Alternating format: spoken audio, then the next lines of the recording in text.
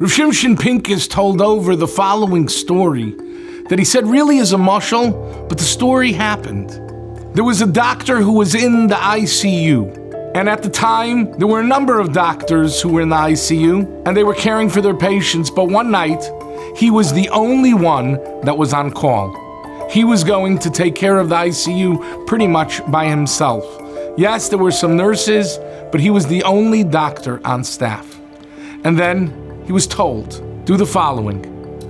All will probably be very uneventful. However, it's possible that the man in 206 will start screaming, might have terrible pain. And at the same time, the fellow in 207 might have some sort of an episode, as well as the older gentleman in 208. And here's what you need to do. Call. We're not far away. Make sure that you don't try to handle it on your own. Well, he was hoping and praying for the best, but unfortunately, that's not what happened.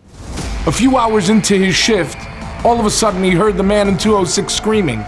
Shortly thereafter, 207, there was an episode, and the elderly gentleman in 208 was in need of help as well, and sadly, tragically, one of the fellows died. Well, the hospital took him to task, and they punished him, and they threatened to fire him for what he had done. And he said to them, "What do you want? I was running like a chicken without a head from 206 to 208 back to 207 over and over. I couldn't all do it by myself." And they said, "That's inexcusable. We told you if you can't to pick up the phone and call. You didn't. It's your negligence that caused their death."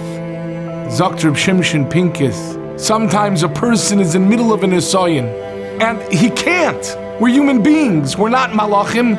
But ve'oine la'amoy be'ei shavam elov. The Rabbi Shalom listens to us when we cry out. Cry out for help. Not necessarily before the nisayon, not after the nisayon, but in middle of the nisayon. You might think to yourself, Hashem doesn't want to hear from me now. But every person, whenever we're struggling and we're going through something and we're looking at something that's inappropriate, or we're doing something that we shouldn't be doing, there's an internal struggle. We are grappling with the issue. Stop for a moment. At one of those moments when you're saying, maybe I shouldn't do it, cry out to Hashem.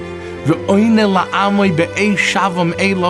Rabbi Shalom will answer you at the moment that you cry, and you will see remarkable siyata d'shmaya in helping you with this nisayon.